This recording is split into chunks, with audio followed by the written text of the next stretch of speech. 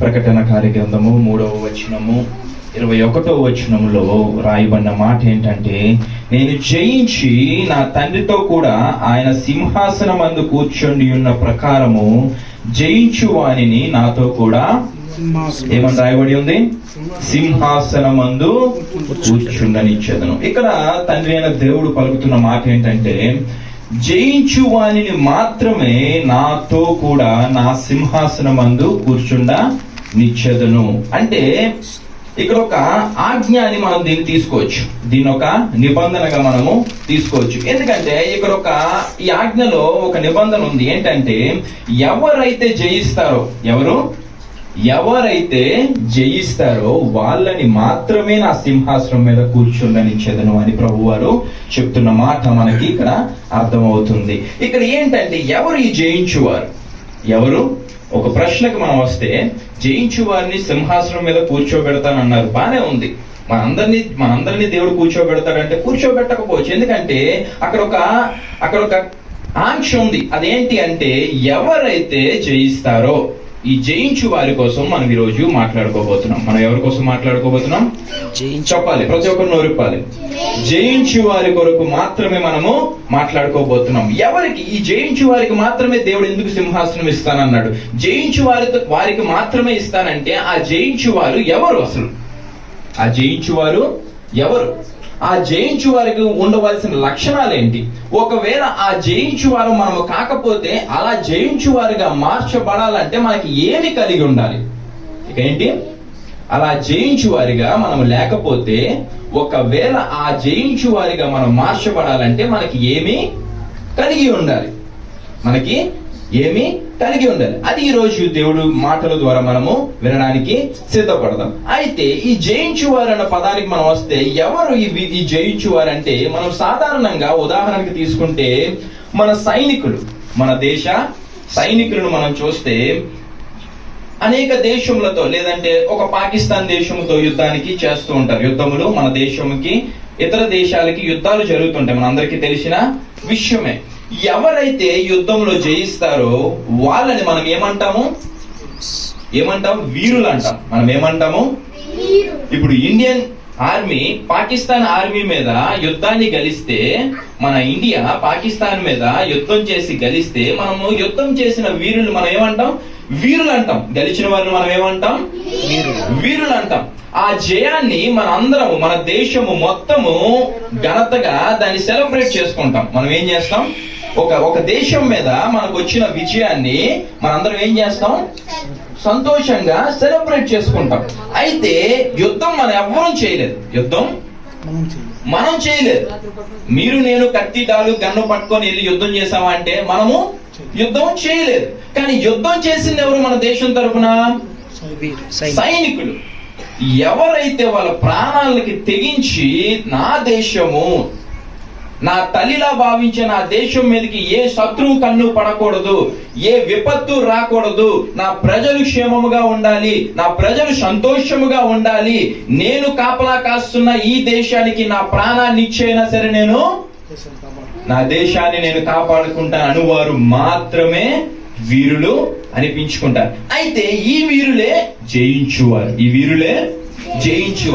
అయితే ఇక్కడ వాక్యానికి మనం వస్తే, మన వాక్యంలో మన ఉదాహరణకి మన ఆర్మీని మనం చూసాం, మన సైనికులు మనం చూసాం. కానీ వాక్యం విషయంలో జయించువారు ఎవరంటే, ఈ లోకపు తండ్రి అయిన అపవాదిని జయించువాడు ఎవడో వాడే వీరుడు అనిపించుకుంటాడు.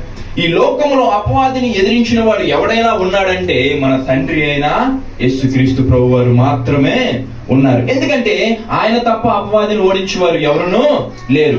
ఆయన వలె, ఆయనతో పాటు జీవిస్తున్న వారు తప్ప ఎవరునూ అపవాదిని ఓడించడానికి శక్తిమంతులు కాగలరు. ఎవరునూ శక్తిమంతులు కాలేరు. ఎందుకంటే అపవాది అంత శక్తిమంతుడు. ఈ ఇహపు తండ్రి అని ఎందుకంటామంటే, ఈ లోకాన్ని శాసించే శక్తి అపవాదికి ఉంది. ఈ లోకాన్ని పాపములో నడిపించే శక్తి అపవాదికి ఉంది. ఈ లోకము మొత్తము తండ్రి చేతి నుంచి జారిపోయి అపవాది చేతుల్లో పరిగెడుతున్న లోకము. ఈ లోకానికి రాజెవడు? అపవాది అయి ఉన్నాడు. అందుకే మనం ఎక్కడ చూసినా ఘోరమైన విపత్తులు, ఘోరమైన పాపములు, ఘోరమైన మనము ఎక్కడెక్కడి నుంచో న్యూస్లు అవి వింటుంటాం. ఎప్పటికప్పుడు అక్కడక్కడ విపత్తులు వచ్చాయంటారు, అక్కడక్కడ ఆడపిల్లల మీద అత్యాచారాలు జరుగుతున్నాయంట, అక్కడక్కడ దొంగతనాలు జరుగుతున్నాయంట, అక్కడక్కడ హత్యలు జరుగుతున్నాయంట. ఎక్కడ పడితే అక్కడ పాపము ఎందుకు ఇలా పెరిగిపోతుందంటే ఈ లోకము ఎవరి చేతిలోకి వెళ్ళిపోయింది? అపవాది చేతిలోకి వెళ్ళిపోయింది. ప్రార్థనా పరులు తగ్గిపోయారు, యుద్ధం చేసే వీరులు తగ్గిపోయారు. అపవాదిని ఓడించడానికి శక్తిమంతులు ఎవరునూ భూమి మీద కనబడటం లేదు. వాడు ఎక్కడ పడితే విచ్చలు విడిగా వాడు పాపాన్ని వాడు ఏం చేస్తున్నాడు? పెంపొందిస్తున్నాడు. అందుకే దేవుడు అంటున్నాడు, ఏమంటున్నాడంటే జయించు వానిని మాత్రమే నా సింహాసనం మీద నాతో కూడా కూర్చుండనిచ్చదను. అసలు ముందు జయించాలంటే, ఒక వీరుడిగా మనం మార్చబడాలి అంటే, ఒక వీరుడు మనం అవ్వాలంటే మొదట మనం ఎవరు అవ్వాలి? సైనికులు అవ్వాలి. మనం ఏమవ్వాలి? సైనికులు అవ్వాలి.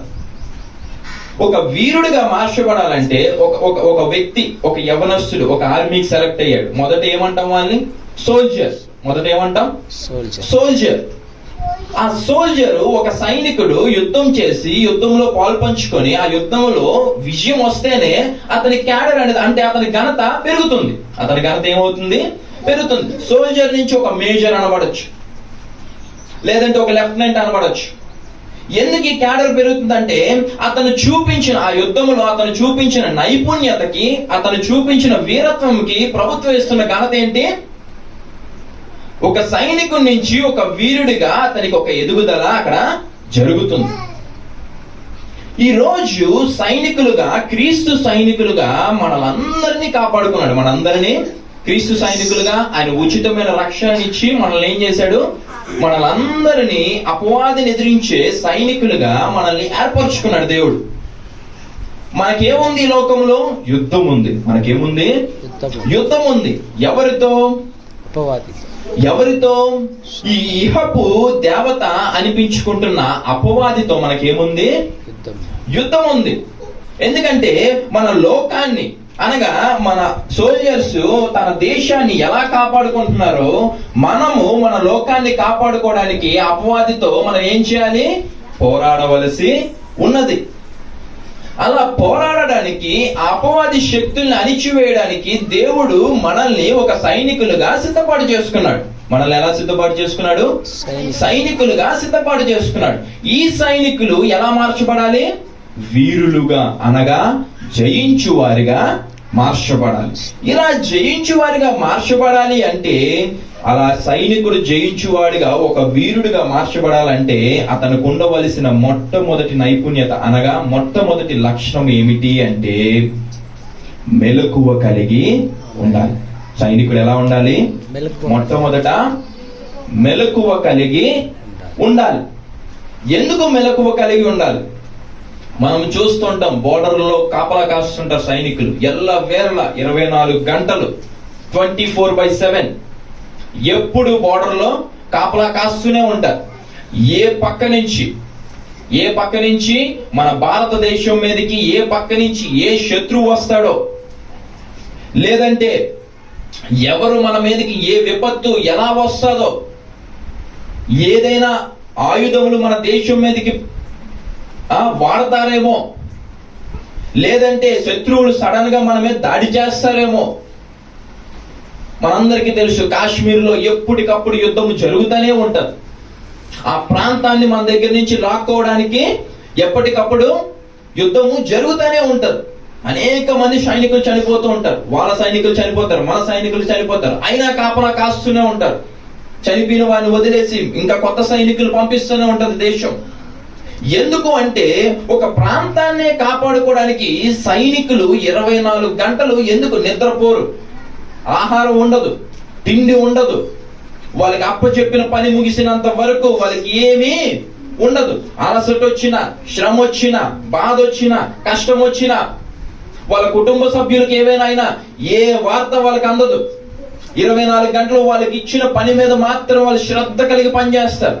అది చలి అయినా, బాధ అయినా, ఎండైనా, వాళ్ళు చేయలేకపోయినా సరే ఆ భారాన్ని అలా మోస్తూ కాపలా కాస్తుంటారు. ఎందుకు అంటే ఒక దేశాన్ని కాపాడటం అంటే మామూలు విషయము కాదు.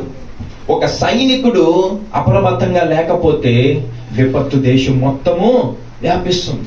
ఒక సైనికుడు అప్రమత్తంగా లేకపోతే దాని ప్రభావము ఆ ఒక సైనికుడి మీదే కాదు, మొత్తం దేశం అంతటి మీద పడుతుంది. ఈరోజు జయించు వాడికి అనగా ఒక సైనికుడికి ఉండవలసిన మొట్టమొదటి లక్షణం దేవుడు ఏం చెప్తున్నాడు?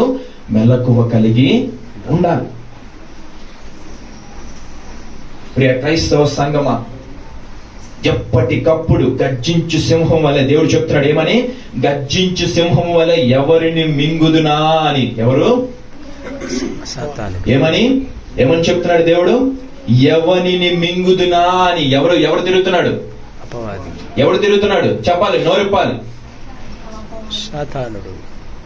సాతానుడు గర్జించు సింహం వలె ఎవరిని మింగుదునా అని తిరుగుతున్నాడు.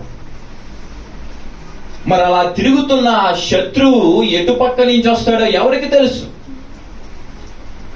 ఎలా నిన్ను నాశనం చేస్తాడో ఎవరికి తెలుసు?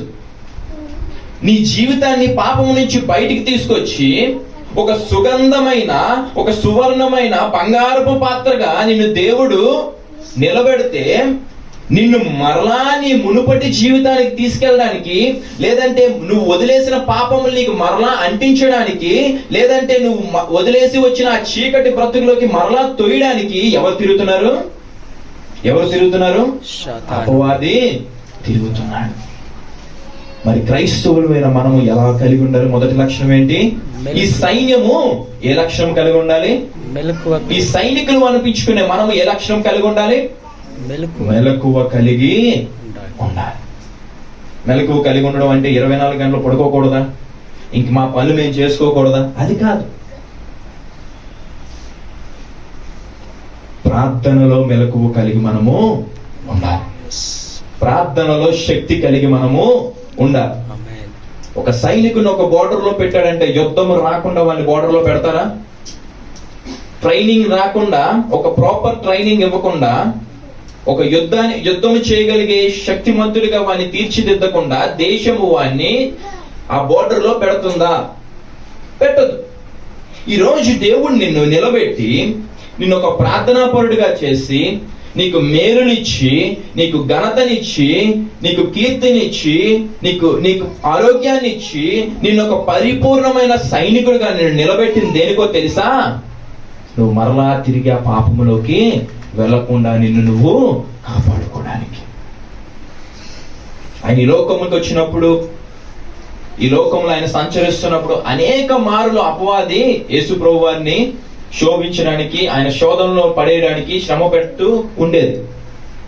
అనేక మారులు ఆయన బాప్టిషన్ తీసుకోవడానికి సిద్ధపడుతున్న రోజుల్లో అనేక మారులు ఆయన ఎడారిలో అరణ్యంలో ప్రయాణమైపోతున్నప్పుడు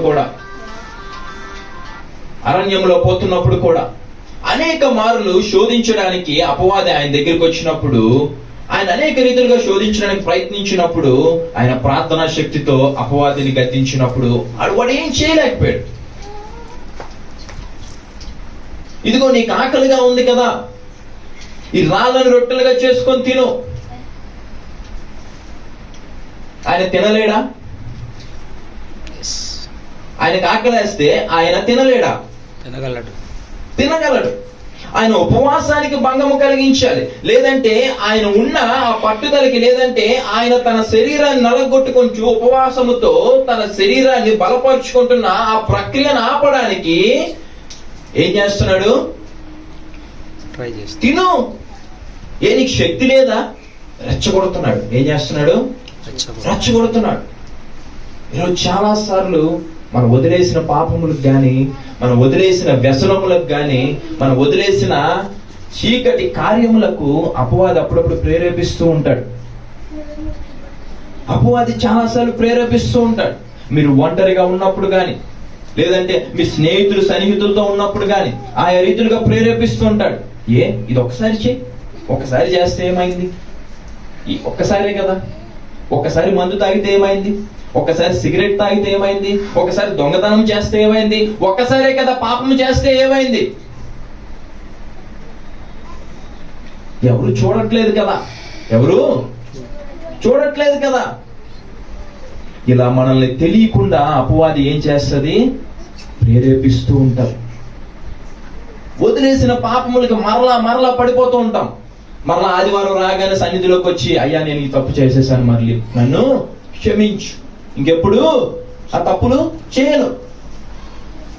ఎందుకు క్రైస్తవులు పడిపోతున్నారు? ఎందుకు క్రైస్తవులు మరలా ఆ పాత జీవితానికి అలవాటు పడుతున్నారు?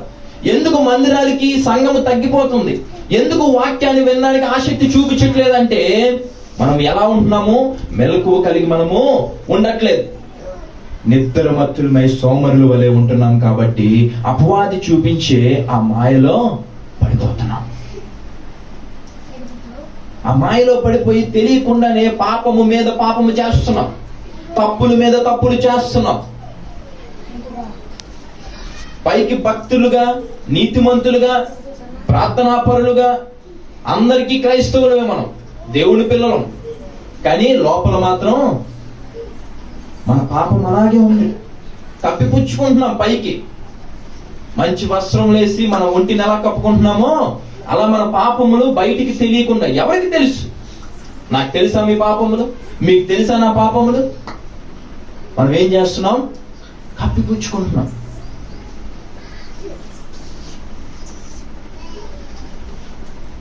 వీరుడిగా నిలబడాలనుకునే ఆ సైనికుడు ఆ యుద్ధ భూమిలో నించున్నప్పుడు యుద్ధము చేయడం చేత కాకపోతే ఏం చేయబడతాడు? వచ్చే శత్రువుని ఎదుర్కొనే దమ్ము లేనప్పుడు ఈ సైనికుడు ఏం చేయబడతాడు? హతమార్చబడతాడు. ఈ సైనికుడు చంపవేయబడతాడు. నీ ఎదురుగా నిలబడిన నీ అపవాదిని నువ్వు గద్దించి వాడి క్రియలను లయపరిచే శక్తి నీ దగ్గర లేనప్పుడు నువ్వేం చేయబడతావు? మరలా నీ పాపములోకి లాగివేయబడతావు. ఈరోజు క్రైస్తవులుగా మనకి మొట్టమొదటి లక్షణం ఏం కలిగి ఉండాలి? మెలకువ కలిగి. అని శిష్యులతో చెప్తున్న మాట అదే. మెలకువ కలిగి శోధనలో పడకుండా మెలకువ కలిగి ప్రార్థన చేయుడి. అవునా కదా? మెలకువ కలిగి ప్రార్థన చేయుడి. ఎందుకంటే శోధన మన పాదముల యొద్దే ఉంటారు. శోధన మీరు నిత్యము కాలు జారు చోటే ఉన్నారు. మీరు నిత్యం ఎక్కడున్నారు? కాలు జారే చోటే ఉన్నారు. మీరు చక్కగా నిలవబడకపోతే ఆ కాలు ఏమవుతుంది? అందుకే క్రైస్తవులు మొట్టమొదటి లక్ష్యంగా ఏం కలిగి ఉండాలి? మెలకువ కలిగి ఉండాలి. రెండో లక్షణానికి వస్తే, ఈ సైనికుడు వీరుడిగా మార్చబడాలంటే మొట్టమొదటి లక్షణం ఏం చూసాం? మొదటిది మెలకువ కలిగి ఉండాలి. రెండవ లక్షణం ఏంటో తెలుసా? దేవుని శక్తి మనలో కలిగి ఉండాలి. దేవుని శక్తి మనలో కలిగి ఉండాలి. ఇశ్రాయేలుని, ఎవరిని? ఇశ్రాయేలు మనందరికీ తెలుసు. ఇశ్రాయేల్ జనాంగం కోసం మనం వినని కథలేమి లేవు.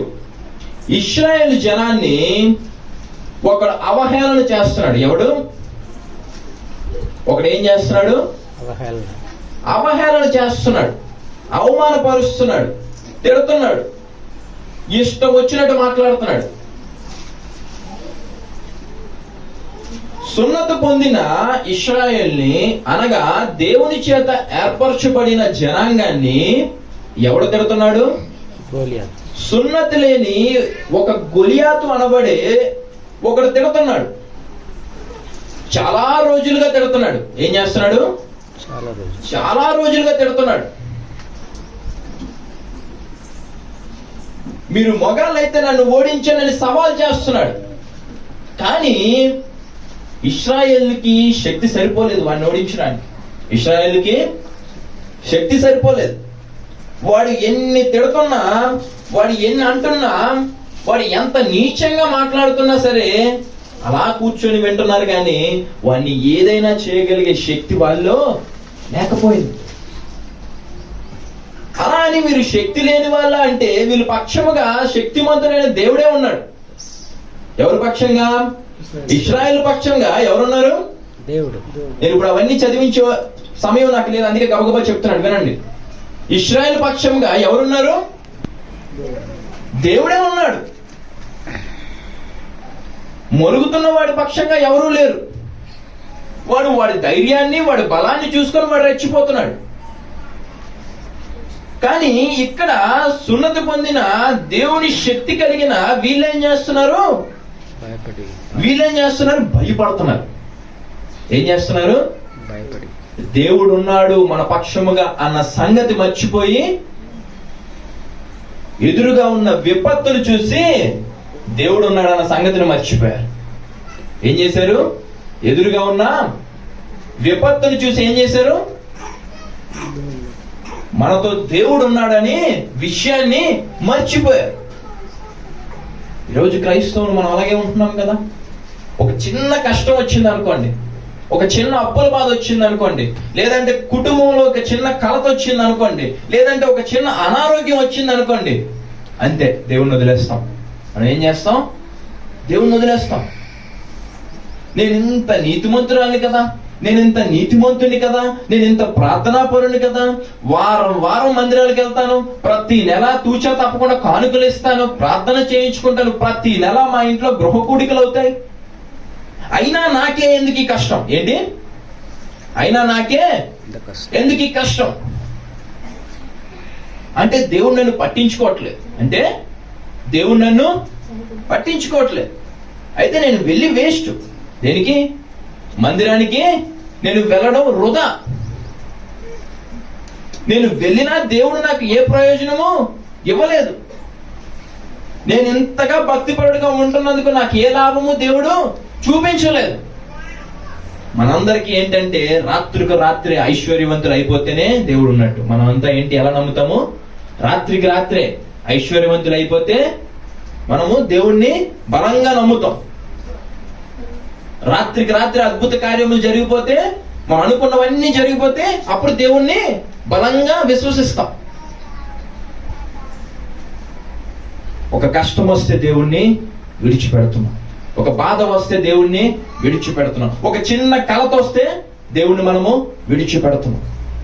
ఇశ్రాయేలు ముందు ఒక్కడే నించున్నాడు. ఇశ్రాయేలు ముందు ఒక్కడే నించున్నాడు. వాడితో వచ్చిన సైన్యం అంతటితో వాడు యుద్ధం చేయమనట్లే. వాడితో వచ్చిన సైన్యంతో వాడు యుద్ధం చేయమనట్లే. నన్ను ఒక్కడిని ఓడించండి, నా దేశాన్ని ఓడించిన వారితో సమానం అని చెప్పి వాడు ఒక్కడే నిలబడ్డాడు. ఎవడు? గొలియాతు ఒక్కడే నిలబడ్డాడు. దేవుని శక్తి కలిగిన వీరులు ఎంతమంది ఏం చేస్తున్నారు? కూర్చొని వాడు తిడుతుంటే వింటున్నారు. అయితే దేవుడి శక్తి కలిగిన దావీదు అక్కడికి రావడము జరిగింది. దావీదు మాట్లాడిన మాట చూస్తారా? అక్కడ బైబిల్లో ఏం రాయబడింది అక్కడ చదవండి. 1 సమూయేలు 17:26 వచనంలో చదవండి. ఆ మాట చదవండి. 1 సమూయేలు 17:26 వచనం చదవండి. దావీదు జీవము గల దేవుని సైన్యములకును తిరస్కరించుటకు ఈ సున్నతి లేని ఫిలిష్తీయుడు ఎంతటి వాడు వారిని చంపి ఇశ్రాయేలు నుండి ఈ నింద తొలగించిన వారికి బహుమతి వేయమని తన యుద్ధ పిలిచిన వారికి నడుగగా జనులు వారిని చంపిన వారికి ఇట్లు చేయబడునని అతనికి ఉత్తరం ఇచ్చింది. చాలండి స్పష్టముగా మరొకసారి ఆ మొక్క వరకు చదవండి. చాలు. ఏమంటున్నాడు దావీదు? జనులు వారిని చంపిన వానికి, జనులు వానిని చంపిన వానికి ఇట్లు చేయబడునని అతనికి. ఇంకా పైనుంచి చదవండి. మొదటి నుంచి చదవండి. 17:26 నుంచి. దావీదు జీవము గల దేవుని సైన్యములను తిరస్కరించుటకు ఈ సున్నతి లేని ఫిలిష్తీయుడు ఎంతటి వాడు. గట్టిగా హల్లెలూయా చెప్తామా? దేవుని శక్తి కలిగిన ఈ బాలుడు ఏమంటున్నాడు? వీడెప్పుడు దేవుని శక్తి ఎలా ఉండదు చూడలేదు, వినడం తప్ప. ఎప్పుడు దావీదు అప్పటి వరకు ఈ గొర్రెలు దాచుకునేవాడు, గొర్రెలు కాపరి. ఏదో అన్నదమ్ములకు ఇంట్లో కట్టిన క్యారేజీలు అందించడానికి, అంటే ఇంట్లో ఇచ్చిన భోజనాన్ని అందించడానికి యుద్ధ భూమికి వచ్చాడు. అప్పటికే అన్నదమ్ములు తిడుతున్నారు, నువ్వెందుకు వచ్చావు ఇక్కడికి, వెళ్ళిపో త్వరగా. అయితే వాడు తిడుతున్న తిట్లు ఎవరి చెవిన పడ్డాయి? దావీదు చెవిన పడ్డాయి. దేవుని శక్తి ఏంటో తెలుసు దావీదుకి. ఎందుకంటే అనేక మార్లు ఇశ్రాయేలు పట్ల దేవుడు చేసిన మేలు, గొప్ప గొప్ప కార్యములు వింటూ పెరిగాడు. ఎవడు? దావీదు. దావీదుకి తెలుసు దేవుని గొప్పతనం ఏంటో. దావీదుకి తెలుసు దేవుని శక్తి ఎలా ఉంటుందో. ఎప్పుడు చూడకపోవచ్చు, కానీ తన కళ్ళ ఎదుట అనేకమైన మేలులు అందరి పట్ల దేవుడు చేస్తుంటే అవన్నీ చూస్తూ పెరిగిన వాడు, రోషము కలిగి పెరిగిన యవనస్తుడు అక్కడికి వచ్చి ఫిలిష్తీయులు తిడుతుంటే, ఆ గొలియాతు తిడుతుంటే ఏమన్నాడు? సున్నతి లేని ఈ వ్యక్తి, ఈ ఫిలిష్తీయుడు సున్నతి పొందిన మనల్ని తిట్టడానికి ఎంతటి వాడు? ఏమంటున్నాడు? దావీదు అన్నదమ్ములు అక్కడ ఉన్నారు, వాళ్ళు వీరులు.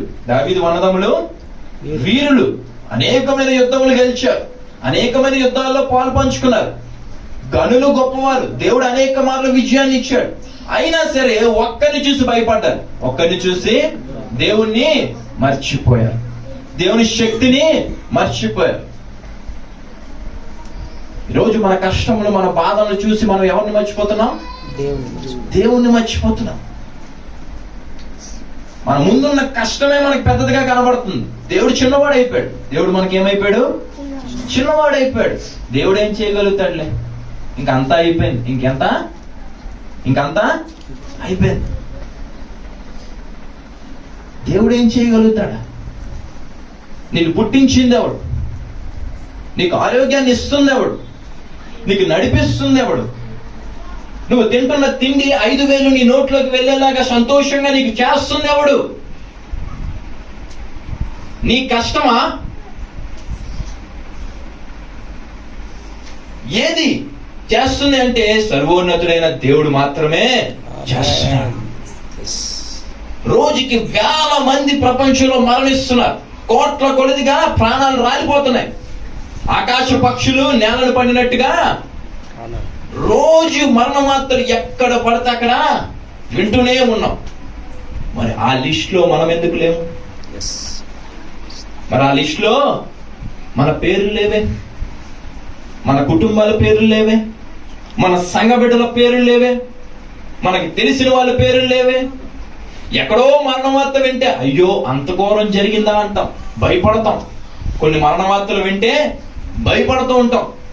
ఘోరమైన రోడ్డు ప్రమాదములు, ఘోరమైన పనుల్లో విపత్తులు, ఎంతో గొప్పగా బతుకుతున్న వారు కూడా మరణిస్తున్నారు. వాళ్ళ ప్రాణాలు వాళ్ళు డబ్బుతో కాపాడుకోలేకపోతున్నారు. మనకి ఏదీ లేదు, కానీ ఆరోగ్యంగా ఉన్నాం. తిన్నా తినకపోయినా, కష్టం వచ్చినా, బాధ వచ్చినా, అనారోగ్యం వచ్చినా మనం బ్రతికే ఉన్నాం. ఎందుకంటే మనం ఎవరి శక్తి ద్వారా బతుకుతున్నాము? దేవుని శక్తి ద్వారా బ్రతుకుతున్నాం. దావీదుకి అది గుర్తొచ్చింది. మనం ఎవరు? దేవుని పిల్లలు. మనం ఎవరు? దేవుని పిల్లల్ని తిట్టడానికి ఈ సున్నత లేని, ఈ అర్హత లేని, ఈ చేత కాని వాడు ఎవడు? కూర్చున్న వీరుల్లో ఎవడు ప్రశ్నించలేకపోయాడు. కత్తి ఎలాగుంటుందో తెలియదు, దాని ఎలాగుంటుందో తెలీదు, యుద్ధం ఎలా చేయాలో తెలీదు, ఎదురుగా నిలబడిన వాడి సత్తా ఏంటో కూడా దావీదుకి తెలీదు. గొలియాతు ఆజానుభావుడు, దావీదు చిన్న బాలుడు. దావీదు ఎదురుగా నిలబడి సవాలు విసురుతుంటే నవ్వాడు గొలియాతు. ఏం చేశాడు? వెక్కిలిగా నవ్వాడు. నువ్వా? ఎవరు? నువ్వా? కానీ గొలియాతుకి తెలియదు సర్వోన్నతుడు దావీదు వెనక ఉన్నాడని, సర్వశక్తిమంతుడు దావీదు వెనక ఉన్నాడని ఎవరికి తెలీదు? గొలియాతుకి తెలియదు. ఈరోజు నీ సమస్యకు తెలీదు నీ వెనక ఎవరున్నారు. ఈరోజు నీ కష్టానికి తెలీదు నీ వెనక ఎవరు ఉన్నారు. ఈరోజు నీ అనారోగ్యానికి తెలీదు నీ వెనక పరమ వైద్యుడు ఉన్నాడని. దావీదు అడుగుతున్నాడు, వీడిని నాశనం చేసిన వాడికి బహుమతి ఏంటి? ఏమని అడుగుతున్నాడు? వీడిని చంపిన వానికి ఏమడుగుతున్నాడు? రోషము కలిగిన, దేవుని శక్తి కలిగిన వీరుడు ఏమడుగుతున్నాడు? వీడిని చంపిన వాడికి బహుమతి ఏంటి? ఎవరైనా అడగగలిగారా? అక్కడ ఎన్నో రోజులుగా తిట్లు తింటున్నారు, ఎన్నో రోజులుగా వాడు అన్నం అన్ని పడుతున్నాడు. ఒక్క మాట విన్నాడు అంతే దావీదు. తప్పుగా ఒక్క మాట విన్నాడో లేదో రోషం పొంకొచ్చింది. ఏ రోషం అది? దేవుని శక్తి ద్వారా వచ్చిన రోషం. ఈరోజు నీ కష్టానికి, నీ కలుగుతున్న బాధలకి, నీ కలుగుతున్న ప్రతి విషయానికి అడ్డంగా ఎవరు నిలబడుతున్నారు? మన దేవుడు నిలబడడానికి సిద్ధంగా ఉన్నాడు. దేవుడు నిలబడాలంటే మొదట ధైర్యముగా నువ్వు నిలబడాలి. నువ్వు బైబిల్ని వదిలేసి, దేవుణ్ణి వదిలేసి, నాకు ఎవరు సహాయం చేయలేదు, పాస్టర్ గారు సహాయం చేయలేదు, సంఘం సహాయం చేయలేదు, ఎవరు చేయరు, వీళ్ళందరూ మానవులే, అందరూ మనుష్యులు, మీ వంటి వారే. సహాయం మా యొద్ద నుంచి రాదు, సహాయం సంఘం యొద్ద నుంచి రాదు, సహాయం పాస్టర్ గారి యొద్ద నుంచి రాదు. సహాయం ఎవరి యొద్ద నుంచి రావాలి? దేవుడి యొద్ద నుంచి రావాలి. కానీ మనం ఎవరి దగ్గర నుంచి ఆశిస్తాం? పాస్టర్ గారు ఏమైనా సహాయం చేస్తారేమో, సంఘం ఏమైనా సహాయం చెయ్యరమ్మా, చెయ్యలేరు, వాళ్ళకి ఆ శక్తి లేదు. ఈరోజు సన్నిధి నిర్మాణం చేస్తున్నాం, దాన్ని పడగొట్టాం, కొత్త మందిరాన్ని నిర్మించడానికి చాలా ఖర్చు అవుతుంది. సంఘం భరించగలదా? సంఘం భరించగలదా? భరించలేదు. 1 కోటి రూపాయలు ఖర్చు అవుతుంది అనుకుందాం, సంఘం ఇవ్వగలదా? పాస్టర్ గారు పెట్టగలరా? పెట్టలేదు. మన సహాయం ఎక్కడ వస్తుంది? ఎవరిని నమ్మి ఆ మందిర నిర్మాణం మొదలు పెట్టాం? మన తండ్రి మాత్రమే మనకి సహాయం చేయగలని మనం విశ్వసించాము కాబట్టే ఆ పనులు మనము మొదలు పెట్టాం. ఆనాడు ఇశ్రాయేలు దేవుణ్ణి మర్చిపోయారు. ఈరోజు మనం ఎవరిని మర్చిపోకూడదు? మనలో వచ్చిన దేవుని శక్తిని మనము మర్చిపోకూడదు. అలా నువ్వు మర్చిపోయావంటే వాళ్ళ వలే నువ్వు ఏం చేయబడతావు? అవమానపరచబడతావు, నిందించబడతావు, కృంగిపోతావు. నీకున్న కష్టములతో, బాధల్లో నువ్వు దేవుణ్ణి మర్చిపోయి జీవిస్తే ఇంకా నువ్వు అడుగట్టిపోతావు తప్ప నీ జీవితంలో ఆ యొక్క బాధల నుంచి నువ్వు బయటపడడానికి నీకు అవకాశము ఉండదు. నీ బ్రతుకు మరింతగా క్షీణించిపోతే తప్ప బాగుపడటము, మేలుని చూడటం అనేది ఉండదు. ఎందుకంటే నువ్వు ఎప్పుడో నీకు దేవుడిచ్చే శక్తిని నువ్వు మర్చిపోయావు. ఈరోజు దేవుని సైనికులుగా మనకు ఉండవలసిన 2వ లక్షణం ఏంటి? దేవుని శక్తి మనకి ఉన్నదని మనము విశ్వసించాలి. దేవుని శక్తి నాలో ఉంది, నేను దేన్నైనా ఎదిరించగలను అన్న విశ్వాసము, నమ్మకము మనలో ఉంటేనే అపవాది ఏ రీతిగా నిన్ను పడగొట్టాలని చూసినా నువ్వు వాడిని ఎదిరించి నిలబడగలిగే శక్తిమంతురాలుగా దేవుడు మిమ్మల్ని తీర్చిదిద్దుతాడు. అందుకే పౌలు ఒక చక్కటి మాట అంటాడు, అక్కడ చదవండి, నేను ముగించాలనుకుంటున్నాను. తిమోతి రాసిన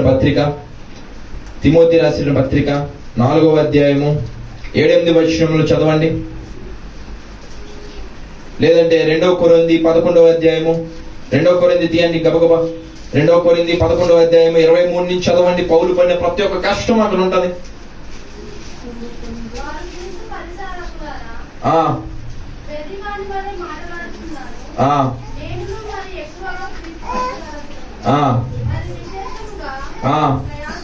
ప్రయాసపడి తిని అనేక పర్యాయములు దెబ్బలు తింటిని, ప్రాణాపాయముల్లో ఉంటిని, యూదుల చేత 5 మారులు ముమ్మారు బెత్తములతో కొట్టబడి తిని, ఒకసారి రాళ్లతో కొట్టబడి తిని, ముమ్మారు గోడ పగిలి శ్రమపడి తిని, ఒక రాత్రింపగళ్ళు సముద్రంలో గడిపి తిని, అనేక పర్యాయములు ప్రయాణములోను, నదుల వలనైన ఆపదలలోను, దొంగల వలనైన ఆపదలలోను, నా స్వజనులైన వలనైన ఆపదలలోను, అన్యజనుల వలనైన ఆపదలలోను, పట్టణముల ఆపదల్లోను, అరణ్యముల ఆపదలలోను, సముద్రముల ఆపదలలోను, కపట సహోదరుల ఆపదలలోను ఉంటేనే. చాలండి, ఇంక ఎక్కువ వద్దు. ఎన్ని ప్రాబ్లమ్స్ ఉన్నాయి పౌలుకి? పౌలుకి ఎన్ని సమస్యలు ఉన్నాయి? ఒకటి కాదు, పౌలుకి ఒకటి కాదు. ఎన్ని రాశారు ఇక్కడ? చాలా సమస్యలు, ఇంకా అనేకమైన ఉన్నవని ఇంటికి వెళ్ళి చదువుకోండి. అక్కడ ఆ 2 కొరింథీ 11వ అధ్యాయం నుంచి చదువుకోండి. పౌలు పడిన ప్రతి ఒక్క బాధ కోసం అక్కడ ఉంటారు. ఒక రకమైన కష్టము కాదు పౌలుకి. ఏంటి? ఒక రకమైన కష్టము కాదు. ప్రతి కార్యంలోని, ప్రతి సమయం కష్టములోనే ఉన్నాడు. కానీ ఎక్కడ దేవుడి శక్తి తన్ని విడిచిపెట్టలేదు. ఎందుకంటే పౌలు మొదట దేవుని విడిచిపెట్టలేదు కాబట్టి దేవుడు పౌల్ని విడిచిపెట్టలేదు. ఎంత కష్టం వచ్చినా, ఎంత బాధ వచ్చినా, ఎలాంటి విపత్తు ఎదురైనా సరే పౌలు ప్రాణానికి గాని దేనికి ఎక్కడ హాని దేవుడు కలగనివ్వలేదు.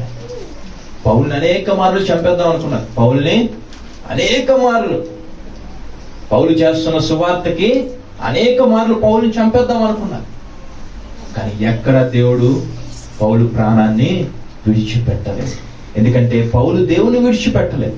పౌలుకి తెలుసు దేవుడి శక్తి ఎలా ఉంటుందో. నాకు ఎంత కష్టం వచ్చినా నేను నిలబడగలను, నాకు ఎంత బాధ వచ్చినా నేను నిలబడగలను. తిండి లేదా నిలబడగలను, ఆరోగ్యం లేదా నిలబడగలను, లేదంటే నాకు ఇంకేమైనా కష్టం వచ్చిందా నిలబడగలను.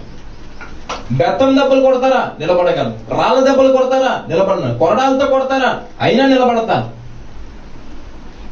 సముద్రంలో పడవేసినప్పుడు కూడా నిలబడ్డాడు. గోడ పగిలి పడినప్పుడు ప్రయాసతో కూడా నిలబడ్డాడు. చెరసాల్లో వేసినప్పుడు కూడా నిలబడ్డాడు. ఎక్కడా కూడా నిరుత్సాహపడలేదు, దేవుణ్ణి వదిలేదు. ఏంటి? దేవుడు కష్టపెడుతున్నాడని దేవుణ్ణి ఎక్కడ దూషించలేదు, విడిచిపెట్టలేదు. మరి అంత కష్టములో పౌల్ని కాపాడిన వాడు మీకు వచ్చిన చిన్న కష్టములో దేవుడు మిమ్మల్ని కాపాడలేడా? మీకు వచ్చిన చిన్న బాధలో దేవుడు మిమ్మల్ని కాపాడలేడా? మీకు వచ్చిన చిన్న కష్టం నుంచి దేవుడు మిమ్మల్ని విడిపించలేడా? అంటే విడిపించగల సమర్థుణ్ణి మనం ఏం చేస్తున్నాం? మర్చిపోతున్నాం. దేవుడు మీకు ఇచ్చాడు శక్తిని. మిమ్మల్ని ఒక సైనికులుగా, ఒక వీరులుగా, జయించు వారిగా మిమ్మల్ని మార్చి ఆయనతో కూర్చుండబెట్టుటకు ఆయన ఇష్టపడుతుంటే జయించవలసిన మనము ఎలా ఉంటున్నాము? ఎలా ఉంటున్నాము? గొలియాతు లాంటి యుద్ధం వస్తే మనం సైనికులు అన్న విషయాన్ని మర్చిపోయి ఆ ఆపదకి, లేదంటే ఆ అపవాదికి, ఆ పాపముకి మన తల ఉంచుతున్నాం. మన జీవితాల్ని వాడికి అర్పించేస్తున్నాం. పోరాడవలసిన నువ్వే సన్నగిల్లిపోతే ఇక ఎవరు పోరాడతారు? నీ సంఘం కోసము, లేదంటే నీ కుటుంబం కోసము, లేదంటే నీ వ్యక్తిగత జీవితం కోసము నీకు నువ్వే పోరాడవలసి ఉండి కూడా నువ్వే సన్నగిల్లిపోతే ఎవరు నీ తరపున యుద్ధం చేస్తారు? ఎవరు నీ తరపున నీ కుటుంబాన్ని కాపాడతారు? ఎవరు నీ తరపున నీ సంఘాన్ని కాపాడతారు? అక్కడ దేశము కోసము సైనికులు సరిహద్దుల్లో ప్రయాసపడుతున్నారు కాబట్టి ఈరోజు మనం ఇక్కడ చక్కగా కూర్చొని సంతోషముగా, ఏ విపత్తు లేకుండా, ఏ బాధ లేకుండా దేవుని వాక్యాన్ని వింటున్నాం. అక్కడ సరిహద్దుల్లో సైనికులు వాళ్ళ యొక్క విధులు కరెక్ట్ గా నిర్వహించకపోతే మనం ఇక్కడ సంతోషంగా కూర్చోగలమా? మన పరిస్థితులు ఏమై ఉంటాయో మనకి తెలియదు. ఈరోజు నీ కుటుంబం కోసం, లేదా నీ వ్యక్తిగత జీవితము కోసం, లేదంటే నీ సంఘము కోసం అపవాదిని ఎదిరించవలసిన అవసరము ఎవరికుంది? నీకే ఉన్నది. దేవుడు నిన్నే ఎన్నుకున్నాడు. అందుకే 2 తిమోతి రాసిన పత్రిక చదవండి, నేను ముగిస్తాను. 2 తిమోతి రాసిన పత్రిక 4వ అధ్యాయం 7-8 వచనంలో ఒక మంచి మాట ఉంటుంది, చదవండి, నేను ముగిస్తాను. 2 తిమోతి రాసిన పత్రిక 4వ అధ్యాయం 7-8 వచనములు చదవండి. మంచి పోరాటం పోరాడితిని, నా పరుగు కడముట్టించుతిని, విశ్వాసము కాపాడుకుంటుని, ఇక మీదట నా కొరకు నీతి కిరీటము ఉంచబడింది. ఆమేన్. గట్టిగా హల్లెలూయా చెప్దామా? గట్టిగా హల్లెలూయా చెప్దామా? పౌలు ఏం మాట్లాడుతున్నాడు? పౌలు ఏం మాట్లాడుతున్నాడు అక్కడ? మంచి పోరాటం పోరాడాం. ఏమంటున్నాడు? ఎన్ని కష్టాలు వచ్చాయో మనం అందరం చదివాం. ఎన్ని కష్టాలు వచ్చినా, ఎన్ని బాధలు వచ్చినా, ఏదొచ్చినా సరే ఎదురించి నిలబడ్డాడు. మంచి పోరాటం పోరాడి తిని నా పరుగు కడముట్టించి తిని. ఇక మీదట ఏమంటున్నాడు? ఇక మీదట నా కొరకు ఏం దాచించబడింది? నీతి కిరీటము ఉంచబడింది. పౌలు ఎవరు? పౌలు ఎవరు? జయించినవాడు. పౌలు ఎవరు? జయించినవాడు. ఆ తర్వాత మాట చదవండి అమ్మా. ఏం చెప్తున్నాడు పౌలు?